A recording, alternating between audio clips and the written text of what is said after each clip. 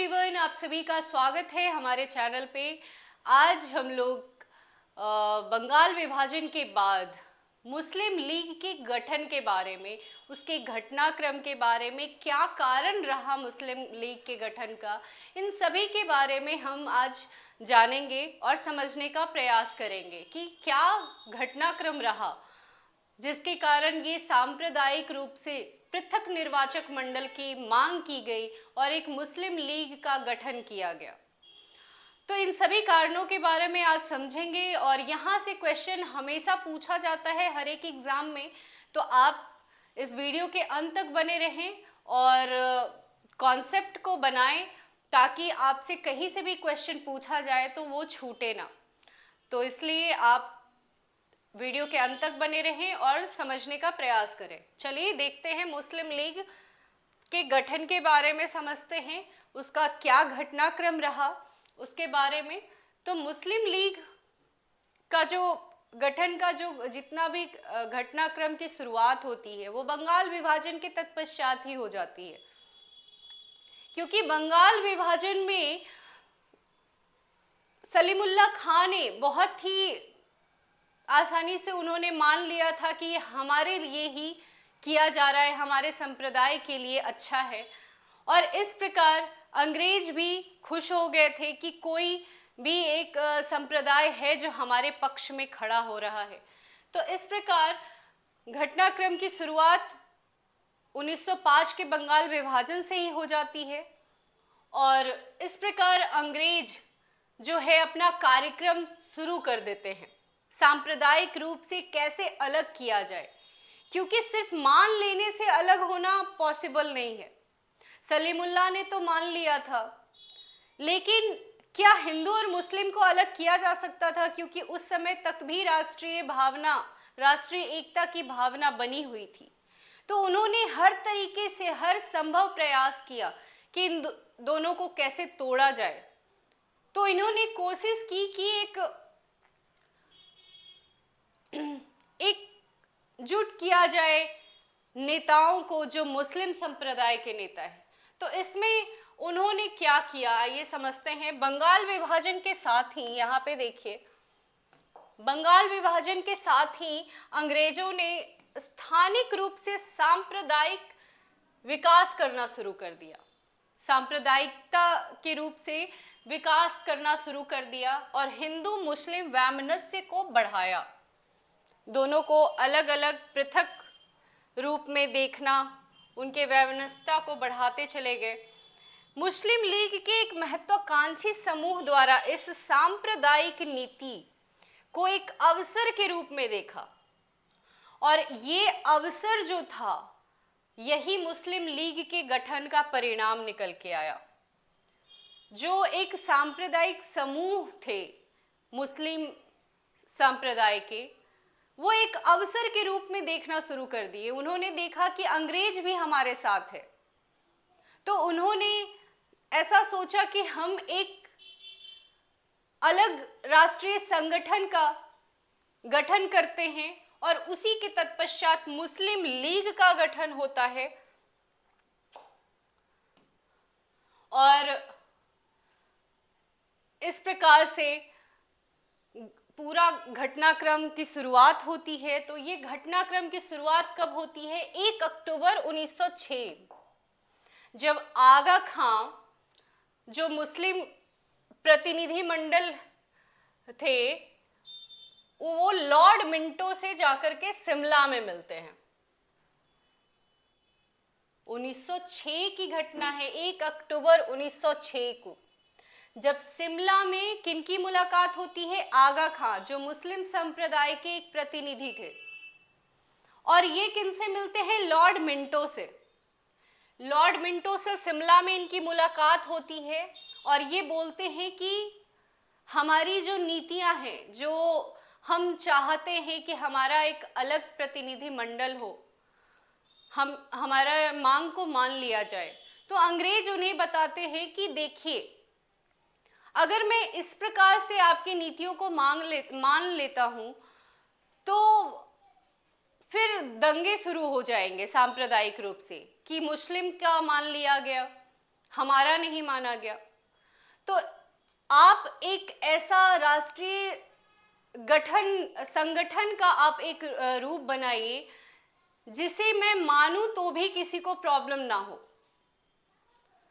तो आप एक तरीके से राजनीतिक रूप से आप चलने का प्रयास करें। तो एक लगभग ये प्रायोजित मुलाकात होती है, कई विद्वानों ने इसे प्रायोजित मुलाकात कही, स्पॉन्सर्ड मुलाकात। मतलब अंग्रेजों ने ही स्पॉन्सर्ड किया, उन्हें बुलाया अपने पास और उनके मन में ऐसी भावना डाल दी कि आपको एक अलग राजनीतिक गठन करना होगा और तभी हम आपकी बातें मान सकते हैं। तो इस प्रकार से अंग्रेजों ने उनके मन में डाला और 1906 में दोनों मिलते हैं और शिष्टमंडल की मांग क्या होती है? साम्राज्य कर प्रति अर्पित की गई निष्ठा। मतलब जो अंग्रेजी साम्राज्य है, अंग्रेजी साम्राज्य के प्रति अर्पित की गई निष्ठा और हमारी ऐतिहासिक भूमिका एवं आबादी के अनुरूप प्रतिनिधित्व दिया जाए। क्या? साम्राज्य के प्रति जो हमारी निष्ठा है और हमारी ऐतिहासिक भूमि एवं आबादी के अनुरूप प्रतिनिधित्व दिया जाए और इस प्रकार पृथक निर्वाचक मंडल की व्यवस्था की जाए। ठीक है, तो उन्होंने एक प्रकार से पृथक निर्वाचक मंडल की मांग करते हैं जिसमें वो बोलते हैं कि हमारी सीट भी अलग हो, मतलब वोट भी मुस्लिम करे और वोटर भी मुस्लिम ही हो और हमारा जो प्रतिनिधित्व जो करे वो भी मुस्लिम ही हो। तो सीट और मतदाता एक ही समुदाय के, अगर हिंदू खड़ा हो रहा है तो उसके वोटर भी हिंदू ही होंगे, इसी प्रकार मुस्लिम अगर है तो मुस्लिम के वोटर भी मुस्लिम ही होंगे। तो अलग पृथक निर्वाचक मंडल की व्यवस्था की जाए, ऐसा उन्होंने मांग कर दी। और इस प्रकार 1906 में उन्होंने मांग कर दिया पृथक निर्वाचक मंडल की और 30 दिसंबर, अक्टूबर में वो शिमला में जाकर के मिलते हैं और दिसंबर में देखिए कैसे घटनाक्रम हो रहा है। अक्टूबर में शिमला में जाकर के मुलाकात होती है आगा खां और लॉर्ड मिंटो के बीच में और ठीक 1-2 महीने के पश्चात दिसंबर 30 दिसंबर 1906 को ढाका में मुस्लिम लीग का गठन हो जाता है। वहां पे अंग्रेज उनके कान में डाल देते हैं कि आप एक अलग राजनीतिक संगठन बनाइए। तो इस प्रकार से वो लोग मुस्लिम लीग का गठन कर देते हैं जिसमें जो प्रतिनिधित्व होते हैं वो सलीमुल्लाह खां, आगा खां और वकारुल मुल्क होते हैं। ये 3 नेतृत्व करते हैं मुस्लिम लीग के गठन का। तो इस प्रकार 30 दिसंबर 1906 को ढाका में मुस्लिम लीग का गठन हो जाता है और ठीक 2 साल बाद 1908 में 1908 आप देखें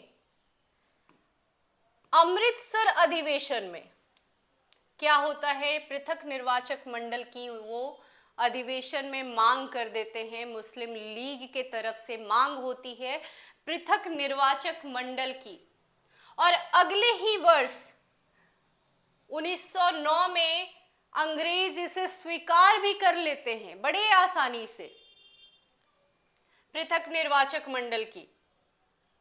और 1909 में वो कैसे स्वीकार करते हैं? मार्ले मिंटो अधिनियम पारित करके, जिसमें पृथक निर्वाचक मंडल की मांग की स्वीकृति मिल जाती है और मार्ले सचिव हैं और यहाँ मिंटो वायसराय हैं।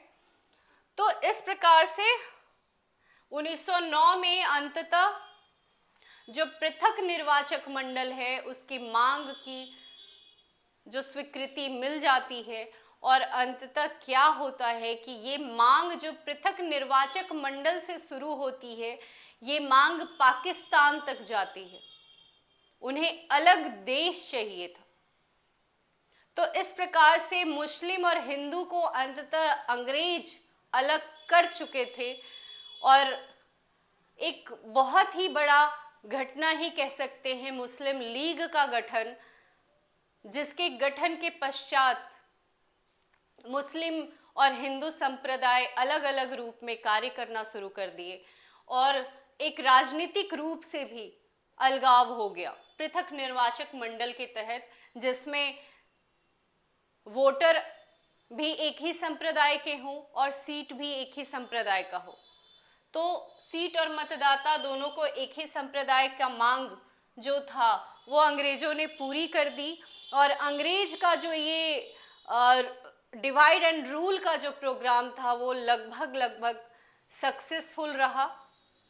और आप देख ही सकते हैं पाकिस्तान देश भी अलग हुआ हमारे भारत से। तो डिवाइड एंड रूल का खेल जो अंग्रेजों ने खेला ये बहुत ही तरीके से खेला, राजनीतिक रूप से खेला। तो इस प्रकार आपने देखा मुस्लिम लीग का गठन, उसका घटनाक्रम की शुरुआत कब होती है? 1 अक्टूबर 1906 से, जब आगा खां मिलते हैं लॉर्ड मिंटो से, कहाँ? शिमला में। और उसके पश्चात 1908 के अमृतसर अधिवेशन में वो मांग भी कर देते हैं। 1906 में पहले मुस्लिम लीग का गठन होता है और 1908 में अमृतसर अधिवेशन में मांग कर देते हैं पृथक निर्वाचक मंडल का। और इस प्रकार अंग्रेज 1909 में इसे स्वीकृति भी प्रदान कर देती है लॉर्ड मिंटो, मार्ले मिंटो अधिनियम के तहत। तो इस प्रकार आपने पूरा घटनाक्रम को देखा, मुस्लिम लीग का गठन। और इससे अगर क्वेश्चन बनता है तो आप शॉर्ट नोट्स तो कम से कम आप लिख ही देंगे। पूरा जब राजनीतिक रूप से आप इसमें समझने का प्रयास करेंगे, इसके योगदान को लेकर के, इसके महत्व को लेकर के, तो पूरा आप इसमें आपको जाना होगा और समझने का प्रयास करना होगा। तो संक्षिप्त में हमने बताने का प्रयास किया है कि किस प्रकार से मुस्लिम लीग का गठन होता है, अंग्रेज किस प्रकार से फूट डालो और राज करो की नीति के तहत दोनों को अलग करते, हिंदू मुस्लिम को, और एक पृथक निर्वाचक मंडल का स्वीकृति मिल जाता है। और इस प्रकार आप नोट्स तैयार करें और लिखने का प्रयास करें। अगर आपको ये वीडियो पसंद आता है तो आप चैनल को सब्सक्राइब करें, लाइक करें। धन्यवाद।